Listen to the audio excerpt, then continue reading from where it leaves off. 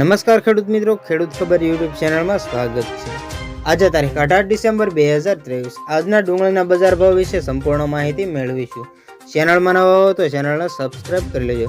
ડુંગળી પકવતા ખેડૂતોને રાતા પાણીએ રોવાનો વારો આવ્યો છે। ગોંડલ માર્કેટિંગ યાર્ડમાં સતત બીજા દિવસે ડુંગળીના ભાવ મુદ્દે ખેડૂતોએ વિરોધ કર્યો હતો। યાર્ડમાં સતત બીજા દિવસે ખેડૂતોએ ડુંગળીના હરાજી બંધ કરાવી હતી। આ સાથે જ મહુવા માર્કેટિંગ યાર્ડમાં સતત બીજા દિવસે ડુંગળીના ભાવ મુદ્દે ખેડૂતોએ વિરોધ કર્યો પણ હતો। ખેડૂતોએ ડુંગળીની હરાજી બંધ કરાવી પણ હતી। ડુંગળીની નિકાસબંધીના કારણે ખેડૂતોએ ભાવ ન મળતા એક ખેડૂતે આત્મવિલોપની પણ ચીમકી આપી હતી। ડુંગળીના ભાવ રાતોરાત બગડીને જતા ખેડૂતોએ સરકાર સામે રોષ વ્યક્ત કર્યો હતો। રાજ્યસભામાં સાંસદ શક્તિસિંહ ગોહિલે જણાવ્યું કે શિયાળુ ડુંગળી પકવતા ખેડૂતો માટે પાવરવાર મુશ્કેલી ઊભી થઈ છે અને મુશ્કેલીનું કારણ છે કે ભાજપની સરકારે ડુંગળીની નિકાસબંધી કરી છે। હકીકતમાં ખેડૂતોના ઘરમાં જ્યારે ખેત પેદાશ આવે ત્યારે એવી નીતિ હોવી જોઈએ કે એમને આ સારા ભાવ મળી રહે।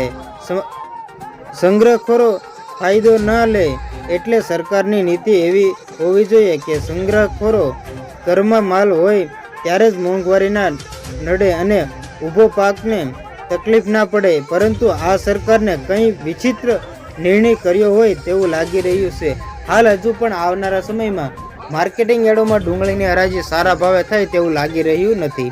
હજુ પણ કોઈ કેન્દ્ર સરકારે યોગ્ય નિર્ણય ખેડૂતો વિરોધ આપ્યો નથી। હજુ પણ ખેડૂતોનો વિરોધ એક પ્રકારનો આ નિર્ણય કેન્દ્ર સરકારે હજુ પણ રાખ્યો છે। માર્કેટિંગ યાર્ડમાં ખેડૂતોએ ડુંગળીની હરાજી બંધ કરાવી હતી।